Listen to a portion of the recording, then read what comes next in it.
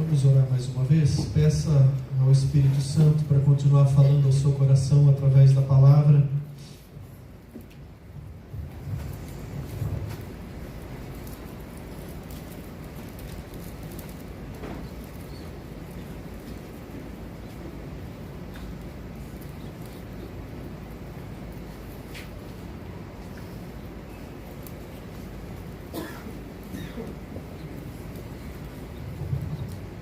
Pai, fala conosco através da Tua Palavra, abençoa a Tua igreja, abre o nosso entendimento. E eu oro também para que o Senhor me dê graça, para que eu transmita nessa mesma unção do Teu Espírito. E que os nossos corações sejam tocados profundamente pela Tua Palavra, em nome de Jesus. Amém. Sempre na virada do ano, no primeiro culto do ano, nós procuramos trazer uma palavra de incentivo, de entusiasmo, de alegria para um novo recomeço. Mas o que Deus colocou no meu coração para compartilhar com a igreja é uma lição que nós precisamos aprender para restaurar áreas da nossa vida. Eu compartilhei hoje pela manhã junto com o grupo, aliás, um grupo muito bom que esteve presente hoje na escola bíblica, o tema que nós vamos trabalhar durante esse mês, que é reconstruindo muros e reparando brechas. Nós vamos trabalhar esse tema na nossa escola bíblica, e no culto de hoje, nós vamos falar exatamente sobre isso. Então, quem participou de manhã já sabe o que eu vou estar trazendo aqui, um resumo daquilo que nós tivemos na manhã. O tema é uma cidade sem muros. E por que nós escolhemos esse tema? As cidades no passado, durante boa parte da história da humanidade, elas eram protegidas por muros. E esses muros tinham torres de vigia. E as cidades tinham grandes portas de entrada e de saída que serviam como proteção. Normalmente, quando começava a escurecer, se fechavam as portas da cidade, os sentinelas subiam para os muros e faziam a vigilância para proteger a cidade dos inimigos. Havia muita guerra, havia muito levante entre nações, entre cidades. Então, isso era algo comum para a época, principalmente para a época que nós chamamos aí da Antiga Aliança. E nós conhecemos a história, eu creio que muitos aqui já leram a Bíblia toda, e o livro de Neemias, bem como o livro de Esdras, eles narram um período da história onde a nação de Israel havia sido levada para o cativeiro da Babilônia, e ali permaneceu durante 70 anos. E quando Nabucodonosor invadiu, ele destruiu completamente a cidade de Jerusalém. O templo foi destruído, queimado, as portas da cidade queimadas, os muros derrubados, a cidade ficou um caos, uma terra destruída, E o povo foi deportado para a Babilônia. Grande parte da população foi levada cativa para a Babilônia, e lá eles ficaram durante 70 anos. Uma pequena parcela da população, o pessoal mais pobre, mais miserável, que não tinha muito interesse de ser levado para a Babilônia, ficou ali, jogado na cidade, tentando sobreviver no meio daquela situação. E os anos foram se passando. E nessa época, Neemias, ele era um judeu que havia sido levado para a Babilônia. Ele se tornou copeiro do rei da Pérsia, porque chegou um momento em que a Babilônia também caiu e foi dominada pelo Império Persa. E foi justamente Ciro, lá em Esdras capítulo 1, que decretou, que autorizou que os judeus voltassem para Jerusalém e reconstruíssem o templo, e a cidade fosse também restaurada. Isso aqui é um contexto histórico para a parte onde nós vamos entrar. Então houve uma primeira leva de judeus que voltou para Jerusalém, e eles começaram a trabalhar. A primeira coisa que eles restauraram foi o altar. Sabe o que significa restaurar o altar, amados? Restaurar a comunhão com Deus. Então tudo que nós vamos falar dentro dessa história, nós temos que trazer para a nossa vida. A reconstrução de muros representa a reconstrução de áreas da nossa vida que estão em crise, seja financeira, seja uma crise no casamento, no relacionamento que está se desmoronando, seja uma crise pela perda de um emprego, uma notícia ruim que chega de repente, um médico que dá um diagnóstico de um câncer, seja qual for a crise que cada um possa estar enfrentando nesse momento. Algumas são grandes, outras são menores, mas todos nós, em algum momento da nossa vida, nós vamos enfrentar crises, situações em que a gente olha para a nossa vida e nós nos vemos como uma cidade que foi atacada, os nossos muros de proteção derrubados, brechas onde o inimigo pode entrar. Então essa visão da cidade de Jerusalém destruída, com os muros derrubados, ela pode ser trazida para a nossa vida de uma maneira simbólica.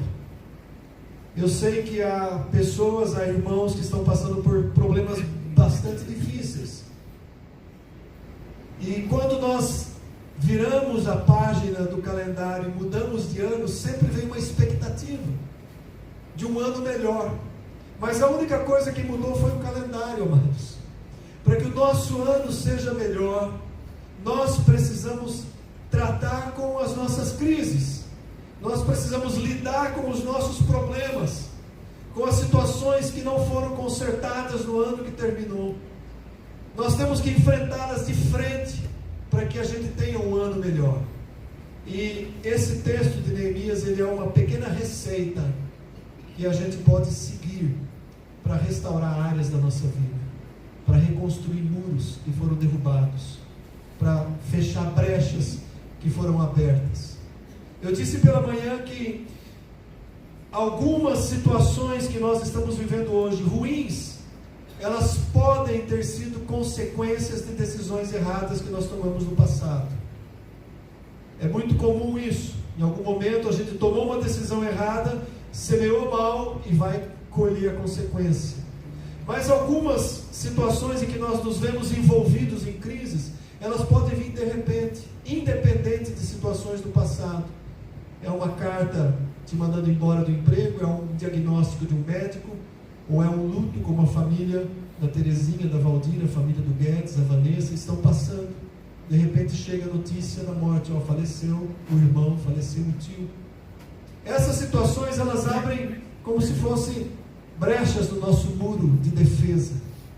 Nós ficamos vulneráveis, frágeis diante de uma situação que nos afetou emocionalmente e às vezes até fisicamente.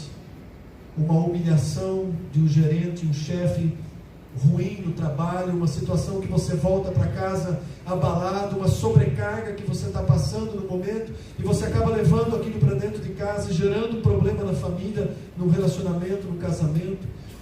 A crise pode ser uma doença prolongada, que você está ali em longo tratamento, cansativo, cheio de exames, cheio de situações de ficar voltando para médico. Tem irmãos e irmãs que estão passando por isso. Então essas circunstâncias na nossa vida, elas representam os nossos muros sendo atacados, e às vezes eles caem. E o que fazer quando os nossos muros caem? O que fazer quando nós estamos fragilizados por um problema? Um relacionamento entre marido e mulher, entre pais e filhos, um filho que está afastado, desviado. Como nós vamos lidar com os nossos problemas nesse novo ano que começou, cheio de expectativas, né? É gostoso, a gente passa por aquele momento, na virada do ano, uma ceia com a família, uma comunhão.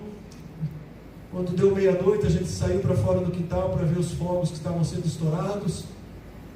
Mas, amados, tudo isso é só uma fantasia. Os problemas do ano passado, eles vão continuar esse ano. E nós precisamos tomar atitudes diante das situações. Algumas nós vamos poder mudar, outras outras nós vamos ter que conviver com elas, até que algo aconteça para que se mude. E Neemias, ele estava aqui muito bem, ele era copeiro do rei, ele vivia no palácio, ele não tinha do que se preocupar, a vida dele estava boa. Mas aí chega um irmão, eu vou ler do versículo 1 ao versículo 4, o texto diz assim: as palavras de Neemias, filho de Acalias, no mês de Quisleu, no ano 20, estando eu na cidadela de Suzã, veio Anani, um dos meus irmãos, com alguns de Judá. Então eu lhes perguntei pelos judeus que escaparam e que não foram levados para o exílio e acerca de Jerusalém. Disseram-me: os restantes que não foram levados para o exílio e se acham lá na província, estão em grande miséria e desprezo. Os muros de Jerusalém estão derrubados e as suas portas queimadas. Vou dar uma paradinha aqui no versículo 3. Chegou a notícia ruim. Neemias estava bem, mas chega uma notícia ruim, e a notícia era: olha, a cidade está destruída, as famílias que ficaram lá estão vivendo numa miséria. E Neemias fazia parte daquele povo, ele se compadece, ele tem compaixão, ele começa a sentir a dor daqueles que estavam sofrendo. Nós precisamos muitas vezes nos identificar com a dor dos nossos próximos. Neemias poderia ter ficado na situação dele, não se preocupado, mas ele foi tomado de uma compaixão. Ele se viu como parte daquele povo. E diante daquela notícia ruim, ele entra numa situação que é muito comum para nós, quando nós estamos maus, quando vem uma situação ruim. O versículo 4 diz assim: que tendo eu ouvido essas palavras, me assentei e chorei e me lamentei por alguns dias. É assim que a gente faz. Chega um problema, chega uma notícia ruim, chega uma dificuldade, nós caímos o nosso semblante, nós nos assentamos, choramos, nos lamentamos. E eu disse que a lamentação é diferente da murmuração. Um crente, um cristão nascido de novo, quando chega uma notícia ruim, uma contrariedade, ou entra numa crise, ele não pode se rebelar contra Deus, se revoltar e dizer: olha só, o Senhor não está cuidando de mim, o Senhor não está vendo o que está acontecendo comigo. Essa é uma atitude errada, é um comportamento errado. A primeira lição que nós temos é seguir o comportamento que Neemias teve quando ele recebeu aquela notícia ruim. Ele se viu em meio a uma crise, ele tomou as dores e ele se assentou, ele chorou e lamentou. Tem muitos cristãos que eles param aqui, nessa fase. Eles se assentam, choram e lamentam e cruzam os braços. Não vou fazer nada, a situação está ruim, deixa como é que está para ver como é que fica, né? Essa é uma atitude covarde diante de um problema. Você nota aqui que Neemias teve esse comportamento, mas ele diz que foi por alguns dias, ele não ficou para sempre. Passou aquele momento da dor, do choro, do lamento, que faz parte e faz bem, porque nós precisamos desabafar, pôr para fora o nosso sentimento. Mas depois ele fez algo extremamente importante, ele foi para o segundo passo. Então, o primeiro passo é esse. Está diante de um problema, de uma situação difícil, não deu para resolver ano passado, a situação está aqui, estou trazendo para esse ano, eu vou me assentar, talvez eu tenha que chorar e me lamentar na presença do meu Deus. Mas em seguida, Neemias ele vai e ele diz: eu estive jejuando e orando perante o Deus dos céus. Ele não ficou só no lamento, não ficou só ali no abatimento, na depressão daquele momento. Ele jejuou e orou perante o Deus dos céus. Nós temos um Deus em quem nós temos crido, amém? O que nós estamos fazendo com os nossos problemas? Carregando sozinhos? Se nós podemos apresentá-los ao Deus dos céus, e sabe por que ele usa a expressão ao Deus dos céus, ao Deus que tem controle de tudo, que está acima de todas as coisas. Ele tem todo o poder. Foi isso que Neemias fez. A situação para Neemias foi tão grave que ele jejuou e orou perante Deus. E sabe por que Neemias jejuou e orou? Ele não jejuou e orou para que os muros fossem restaurados. Ah, Senhor, eu vou jejuar e orar, e o Senhor dá um jeito lá de restaurar os muros e resolver o problema. Nós não jejuamos como base de troca de um favor para Deus. Ah, eu vou jejuar para que Deus restaure o meu casamento, ou restaure a comunhão com o meu filho, ou restaure, me dê um trabalho novo. Jejum não é para isso. Nós jejuamos para entrar numa comunhão mais estreita com Deus. Nós jejuamos para entrar num nível mais alto de relacionamento com Deus. No nosso boletim tem um texto que eu postei, baseado na pregação do pastor Nelson, que esteve aqui dia 21 de dezembro, e ele pregou sobre relacionamento. Se vocês se lembram, quem não assistiu está no nosso YouTube, você pode entrar lá e assistir essa mensagem. Mas ele disse assim: primeiro nós temos que acertar o nosso relacionamento com Deus, estreitar o nosso relacionamento com Deus, e depois o relacionamento entre nós, irmãos, precisa ser restaurado, fortalecido. Jejum é um método de a gente estreitar o nosso relacionamento com Deus. Nós mortificamos a nossa carne e nós nos fortalecemos no Espírito. O jejum e a oração de Neemias era porque Neemias precisava receber de Deus direção para saber o que ele tinha que fazer em relação ao problema. Então, quando nós entramos num jejum e numa oração diante de Deus, o objetivo do nosso jejum e da nossa oração é buscar em Deus sabedoria, direcionamento, para saber como que eu vou resolver o problema que me afetou, a crise que entrou na minha vida. Segue passo a passo, amados. Primeiro passo, o desabafo, se assentar, chorar, se lamentar. O segundo passo, levantar e jejuar e orar na presença de Deus, até que você tenha direcionamento de Deus. Agora veja só como foi que Neemias fez essa oração. Nós temos que ter sabedoria na nossa oração, e a nossa oração tem que ser baseada no fundamento da palavra. Nós não podemos jogar palavras ao ar diante de Deus. Nós não fazemos orações repetitivas, vãs palavras diante de Deus. A nossa oração tem que ser racional, com sabedoria, objetiva diante de Deus. Olha a oração de Neemias, versículo 5: e disse: ah, Senhor, Deus dos céus, Deus grande e temível. Ele começa glorificando a Deus, exaltando a Deus, que guardas a aliança e a misericórdia. Olha o detalhe, ele cita para Deus algo que Deus tinha em comum com o seu povo: aliança e misericórdia. Senhor, Tu és um Deus de aliança, lembra da Tua aliança. Senhor, Tu és um Deus de misericórdia, sede misericordioso. Olha os fundamentos da oração de Neemias. Tu guardas a Tua aliança e a misericórdia para quem? Com quem que Deus tem aliança e misericórdias? Com aqueles que Te amam e guardam os Teus mandamentos. Está vendo como que a nossa oração ela vai atingindo um nível mais alto, para que ela seja atendida por Deus? Deus não atende a oração do ímpio.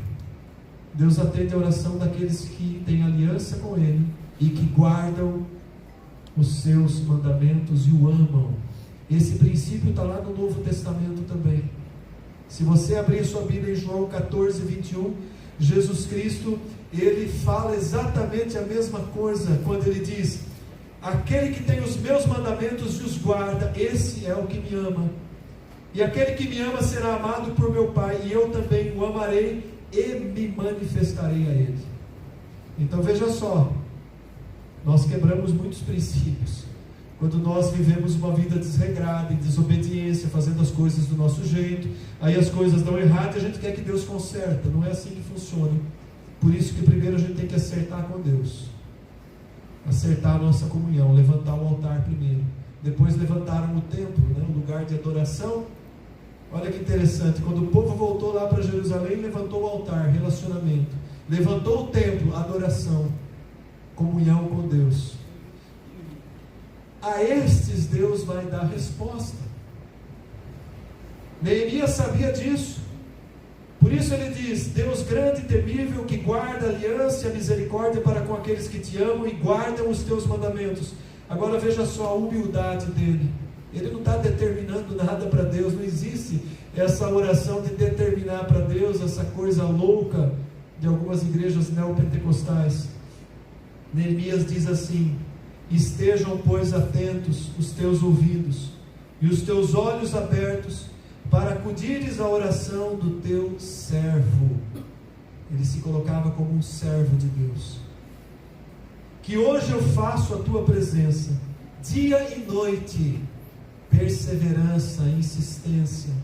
Não orava e depois cruzava o braço, continuou orando, perseverando diante de Deus. Pelos filhos de Israel, Neemias estava intercedendo. No caso, não era propriamente para ele, mas ele estava compadecido daquela situação e intercedendo pela nação, pelos filhos de Israel que estavam em miséria lá em Jerusalém. E ele diz uma confissão: e faço confissão pelos pecados dos filhos de Israel, os quais temos cometido contra ti, pois eu e a casa do meu pai temos pecado. Neemias tinha pecado. Neemias já era da geração seguinte. Ele foi para o cativeiro babilônico por causa do pecado dos seus antepassados. O povo de Israel cometeu idolatria, se voltou contra Deus, desprezou a palavra dos profetas que chamavam ao arrependimento, foi levado para o cativeiro. Alguns nasceram no cativeiro por culpa dos pecados dos antepassados. Mas Neemias se compadece, e ele toma para si, e ele faz confissão daqueles pecados. Aqui entra um detalhe importante: quando a crise que nós estamos vivendo, ou o problema que nós nos metemos, é consequência de um pecado que nós cometemos, nós precisamos confessar a Deus, admitir diante de Deus: Senhor, eu estou com um problema enorme para resolver, mas esse problema é culpa do que eu fiz. Abrir o coração para Deus, confessar e pedir um perdão. Orar em arrependimento, em confissão. Salmo 32, Salmo 51. Fazer brotar do nosso coração um sentimento verdadeiro de arrependimento. Muitas vezes esse arrependimento genuíno, ele vem acompanhado de um choro, de um reconhecimento do mal que nós fizemos no passado e que gerou um problema no presente. Então, o povo havia feito um mal no passado. Neemias faz uma oração de confissão, de arrependimento, clamando a Deus misericórdia e perdão. Então esse é mais um passo que nós precisamos observar quando nós queremos resolver um problema. Em nome de Jesus, aquele problema que veio de 2025, ou lá de trás ainda, em nome de Jesus eu creio, eu vou trabalhar para resolver esse problema esse ano, porque eu quero um ano abençoado. Então, amados, essa receita de Neemias, ela é extremamente importante para a nossa vida. Ele faz a confissão, ele diz para Deus, versículo 7: temos procedido de todo corruptamente contra ti, não temos guardado os mandamentos, nem os estatutos, nem os juízos que ordenaste a Moisés teu servo. Ele estava reconhecendo que eles estavam vivendo a revelia dos princípios que Deus tinha estabelecido. Quantos cristãos, crentes de nome, estão vivendo a revelia dos princípios que Deus estabeleceu e acham que está tudo bem, porque tarda, né? Porque Deus tarda muitas vezes o juízo, as pessoas acham que está tudo bem, vivendo do jeito errado, sem colocar a casa em ordem, mas um dia a conta chega, né? Aqui então Neemias, ele está consertando, ele está reparando uma brecha que ele mesmo tinha aberto, né? Porque ele se coloca como parte daquele povo. Ele está trabalhando no espiritual para resolver um problema natural. E ele diz para Deus: de fato, nós pecamos contra ti. Mas no versículo 8 ele diz: lembra-te da palavra que o Senhor deu a Moisés, teu servo, dizendo: se transgredirdes, eu vos espalharei entre os povos. Mas se vos converterdes a mim, e guardardes os meus mandamentos, e os cumprirdes, então ainda que os vossos rejeitados estejam lá pelas extremidades do céu, de lá os ajuntarei e os trarei para o lugar que tenho escolhido, para ali fazer habitar o meu nome. Olha que detalhe importante. Neemias está orando a Deus algo que Deus mesmo já tinha falado. Quando Salomão consagrou aquele templo que foi destruído por Nabucodonosor, no momento da oração, o Salomão faz uma oração longa, e ele diz, várias vezes, se esse povo desobedecer, o Senhor vai derramar juízo, mas se nós nos arrependermos, de onde nós estivermos, o Senhor nos ouvirá e nos trará novamente para essa terra. Se eu clamar novamente, se eu orar novamente, se eu buscar a presença do Senhor, do alto o Senhor me ouvirá e mudará a minha sorte. A oração de Salomão foi uma oração diante de Deus. Neemias conhecia aquela oração e ele lembra, ele coloca isso diante de Deus. Senhor, tu disseste que se nós nos arrependêssemos, nós poderíamos estar em qualquer lugar do mundo, nos confins da terra, o Senhor nos traria de volta a essa terra, ao lugar, a Jerusalém. Agora, isso era uma condição que estava acontecendo ali com Neemias, e para nós, no mesmo sentido, amados. Todas as vezes que nós nos arrependemos e nos voltamos para Deus, Deus se volta para nós. Tiago diz: achegai-vos a Deus e Ele vos chegará a vós outros. Então o caminho está aberto. Jesus Cristo, através do seu sacrifício, abriu o caminho, rasgou o véu.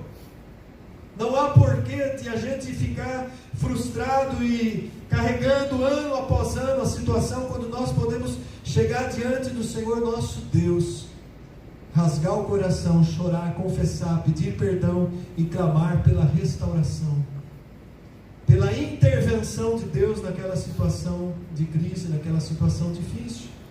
Esses são os passos que nós precisamos dar, Essa é a lição que nós estamos aprendendo. Ele continua dizendo, no versículo 10: estes ainda são os teus servos e o teu povo, que resgataste com o teu grande poder e com a tua mão poderosa. Nós ainda somos o povo de Deus.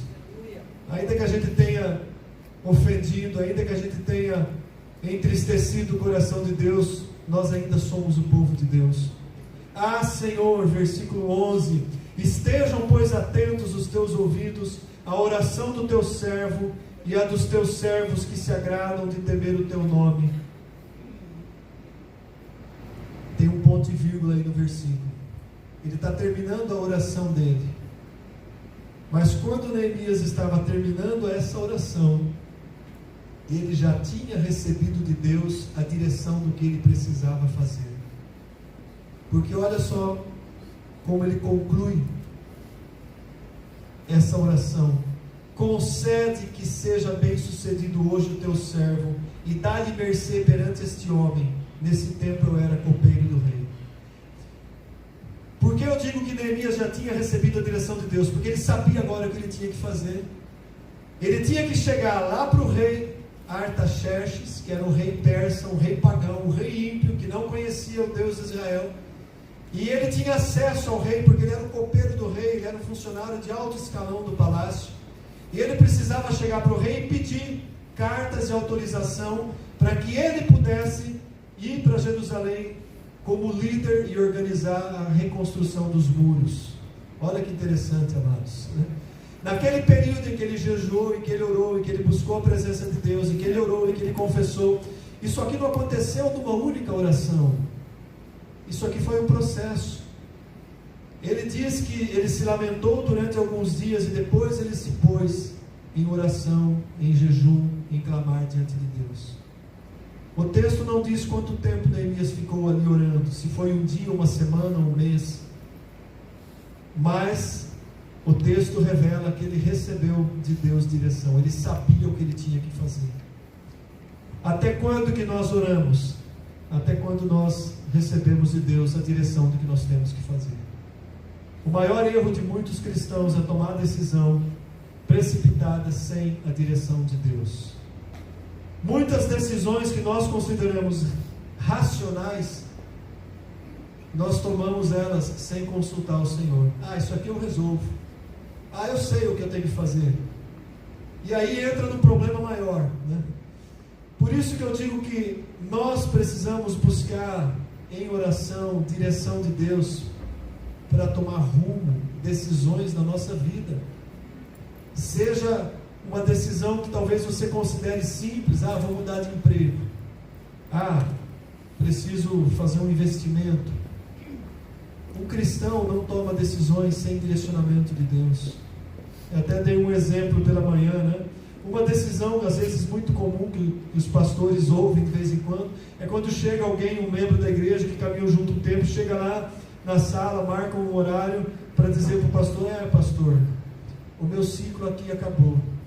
Eu senti de Deus que eu tenho que ir para outro lugar. Normalmente essa conversa ela está recheada de uma situação que não é a verdade. Uma decisão de sair de uma igreja e ir para outra não é tão simples assim.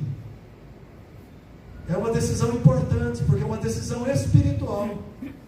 Uma igreja não é um lugar, não é um clube. Nós temos um nível espiritual.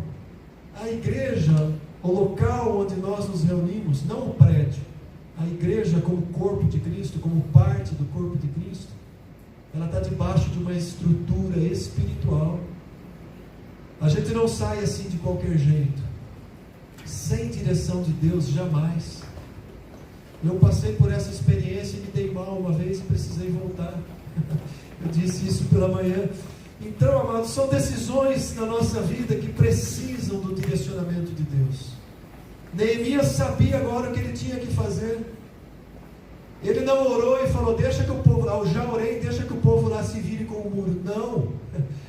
Ele entendeu de Deus que ele precisava ir lá resolver, tomar a frente do problema. No próximo domingo, na nossa escola dominical, nós vamos dar sequência nas batalhas que Neemias enfrentou até que o muro fosse reconstruído. No caso de Neemias, levou pouco tempo, 52 dias, estava tudo pronto, muro, porta. Algumas lutas que nós passamos, alguns problemas que nós enfrentamos, eles levam mais do que 52 dias. Meses, talvez anos, e nós temos que continuamente buscar a presença de Deus, direcionamento, sabedoria para aquilo que nós vamos fazer. Qual a atitude que eu vou tomar diante dessa situação que eu estou vivendo hoje? Qual vai ser o meu comportamento? Vou ficar me lamentando, vou revoltar contra Deus, ou eu vou trabalhar em cima de princípios da palavra de Deus? É essa a diferença. Para resolver os problemas, nós temos que trabalhar em cima de princípios da palavra de Deus. Um outro exemplo que eu dei também pela manhã. Talvez o problema seja alguém que você ama que não é convertido. É um filho desviado, é um marido, uma esposa, alguém que você ama, um irmão, e você quer de todo jeito que essa pessoa se converta e você ora a Deus. A oração é uma parte, é um dos passos. A palavra dá os princípios para que uma conversão aconteça. E como que uma conversão acontece? A pessoa precisa receber a palavra de Deus. Ela precisa entender, tomar conhecimento de como que é o plano de salvação que Deus estabeleceu. Então, se eu simplesmente orar, mas eu não chegar nessa pessoa, nas oportunidades que eu tenho, e eu levar o plano de salvação de Deus, eu estou sendo negligente à minha própria oração.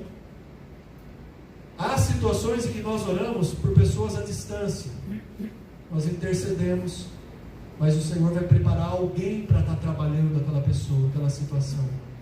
Mas quando está ao nosso alcance, nós somos os que temos que trabalhar a situação.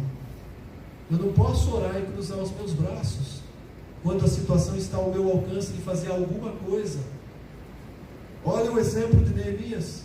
Ele saiu do conforto do palácio e foi lá para Jerusalém destruída e organizou todo o trabalho de reconstrução do muro. Às vezes o trabalho é árduo, é prolongado, mas precisa ser feito. E foi isso que Neemias fez, amados. Então nós temos à nossa disposição a direção da palavra de Deus e como nós temos que agir. A palavra sempre aponta para amar o próximo. Toda disposição que nós temos deve ser feita em amor, em compaixão. Neemias se compadeceu, teve compaixão, se colocou no lugar. E em compaixão ele fez o que precisava ser feito. Então, amados, que nós possamos tomar isso como uma grande lição para a nossa vida. E para a gente fechar essa mensagem, uma palavra de esperança. Quando nós agimos assim, certamente o nosso Deus será conosco. Quando nós agimos dentro desse princípio, desse direcionamento que o Senhor nos dá, Ele nos dá também a sua promessa, a certeza de que Ele estará agindo, que nós não estamos sozinhos nesse trabalho de reconstrução dos muros ou tapando brechas que precisam ser fechadas. Deus está com aquele que se submete a Ele, que se coloca debaixo da sua direção. E, por exemplo, lá em Isaías, no capítulo 41, no versículo 10, ele diz: não temas, porque eu sou contigo. Não te assombres, porque eu sou o teu Deus. Eu te fortaleço, eu te ajudo, eu te sustento com a minha destra fiel, com a minha mão direita. Amém? Qual é o problema que você está passando? Qual é a dificuldade que você está vivendo, né? Como você pretende resolver os problemas do ano passado?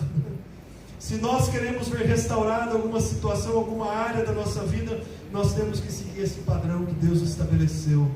Nós temos que seguir o direcionamento que o Senhor nos dá. E quando nós fazemos isso, nós nos apropriamos da promessa. Amém, igreja? Talvez alguns aqui estão na hora de se apropriar da promessa. Já fizeram tudo isso, mas ainda o coração está em dúvida se Deus vai socorrer. Joga fora essa dúvida, porque Deus é Deus. E Ele diz: não temas, eu sou contigo. Não te assombres, eu sou teu Deus. Eu te fortaleço, eu te ajudo, eu te sustento com a minha destra fiel. Isaías 43, versículo 2. Essa foi a palavra que eu compartilhei na ceia de Ano Novo com a minha família. Quando passares pelas águas, eu serei contigo. Quando passares pelos rios, eles não te submergirão. Quando passares pelo fogo, não te queimarás, nem a chama arderá em ti, porque eu sou o Senhor teu Deus, o Santo de Israel. Amém, igreja? Recebe. Nós temos a quem recorrer. Nós temos um Deus que nos dá palavras de promessa. Esse texto, por exemplo, de Isaías, ele se relaciona lá com Mateus capítulo 7, quando Jesus está falando sobre a casa construída em cima de um alicerce forte da rocha. Aquela casa ia passar pelo vento, pela chuva, pela tempestade, mas ela ia permanecer firme. Isaías está dizendo aqui: olha, você vai passar pelo rio, ele não vai te submergir, pelo fogo não te queimarás. Ou seja, o problema vem, mais cedo ou mais tarde nós vamos ter um enfrentamento, mas glória a Deus, nós temos um Deus que nos socorre. Nós temos a sua palavra que nos ensina a dar os passos para resolver os problemas. Então, que nesse ano de 2026, cada um de nós aqui possa reconstruir o que precisa ser reconstruído, restaurar o que precisa ser restaurado, fechar as brechas que precisam ser fechadas, para que nós tenhamos um ano muito abençoado. E por último, o versículo que está lá em Esdras, que escreveu na mesma época, né? Aliás, Esdras e Neemias no passado era um livro só, né? Esdras 10, versículo 4 diz assim: levanta-te, pois esta coisa é da tua incumbência. Nós seremos contigo, sê forte e age. Chega de cruzar o braço. Vamos nos levantar, vamos fazer, porque essa coisa, esse problema é da nossa incumbência. Nós temos que resolver com a graça e o socorro do nosso Deus. Amém? Vamos nos colocar em pé. Eu quero convidar o nosso Ministério de Música mais uma vez.